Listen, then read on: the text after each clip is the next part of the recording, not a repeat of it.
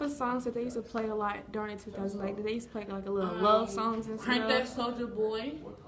Do the dance, Asia?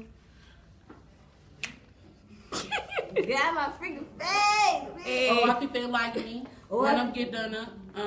How do the run up and get done up dance? Run up, get done up. Run up, get done up like that. But you gotta like twist your body. No.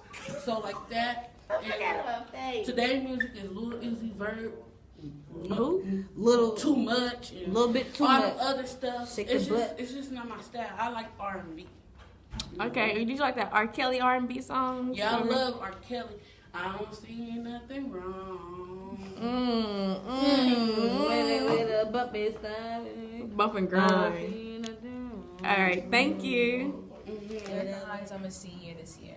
Sweet senior. Okay, so can you kind of tell me like what tech was in the 2000s, like the early 2000s? I mean, I have like 4 sisters, so like I never got the newest phones. Like we always get like hand-me-downs. So my first phone was a track phone. And it was the one like I couldn't flip it. It was like that one like a oval, and you had the T9. I learned how to text without looking, so I have my stuff under the desk. I'd be just texting, pretending to be listening, but you just texting. And they came out with that whole touch screen, and it all went down. So but yeah, I had the little track phone.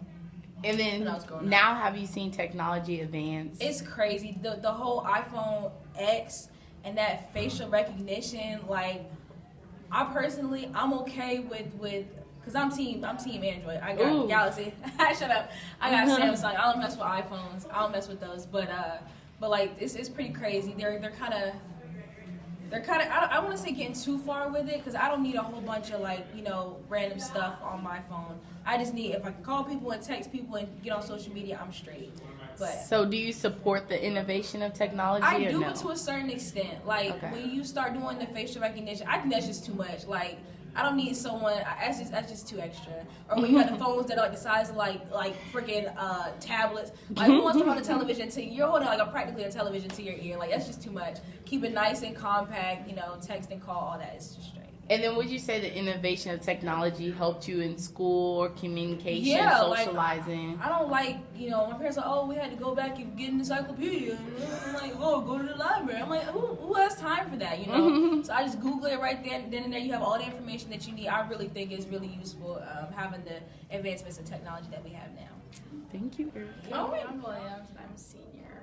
Whoop, whoop. Okay, anyway, so with technology, I know growing up we had like YouTube was created and like it was like a first place you were able to watch videos and things like that. Have Instagram, Twitter, and like social media, like things like that, has that helped you with school and like your everyday socializing life? Well, probably not school as much, but like definitely socializing with people. Cause like Instagram came out when we were in like 6th grade, so then it helped me connect with more people. I don't know, it's just like been kind of taken over. Like I have like all social media on my phone. I have like Snapchat, Instagram, and YouTube and Facebook, and I like seeing what people are doing, and I like sharing what I'm doing too. So with like the innovation of technology and social media, would you say that plays a role in like things like bullying and things like that? Oh yeah, like people post like mean stuff on social media, and like they take advantage of it because social media is like it's a really cool thing to like just connect with people, and like people can take advantage of it if they like post mean stuff about people. So how would you say if social media and technology, would you say it's advancing or is it just bringing us down as a whole because it's hurting people psychologically? I think it just depends on the person. Okay. Like, yeah, it's advancing, but it does like take a toll on people, like mentally, and it's just it's probably not good for your mental health. But then again, it's like I think as we're growing as a society and like generations, it's like gonna have to be like a thing for us. Right. And has it affected you at all?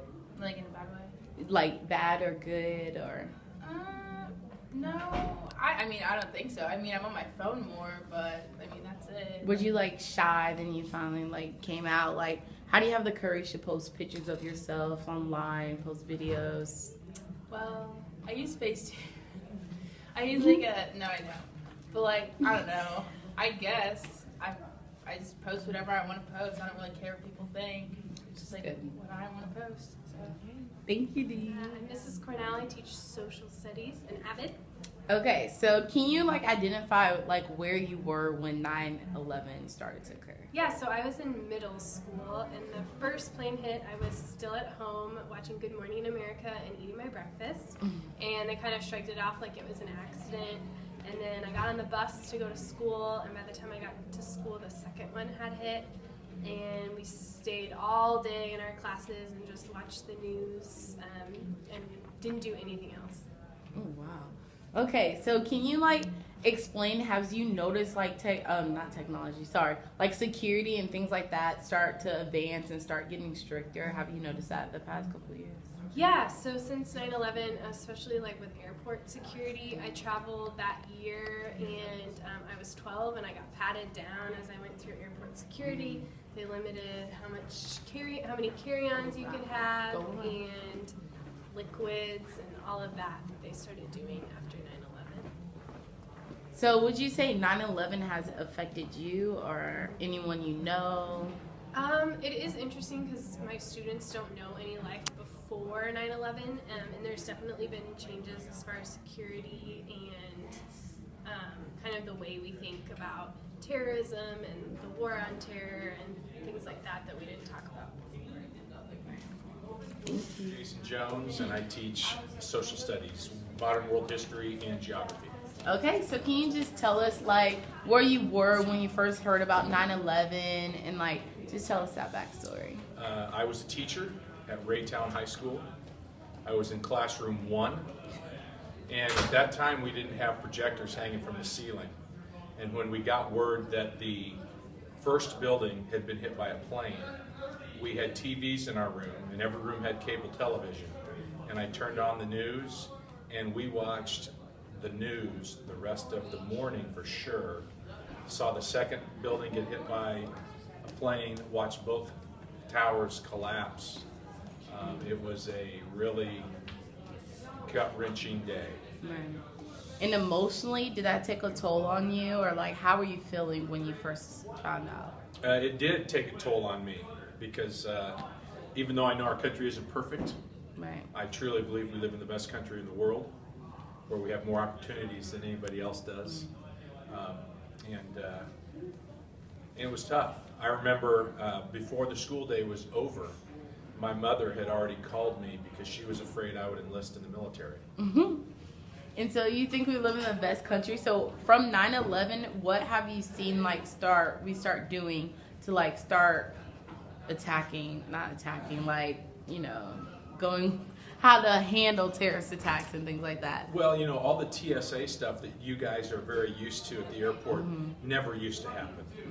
So that's all new since 9/11. And even though it's a pain and you get scanned and take off your shoes and all that stuff, that's all new.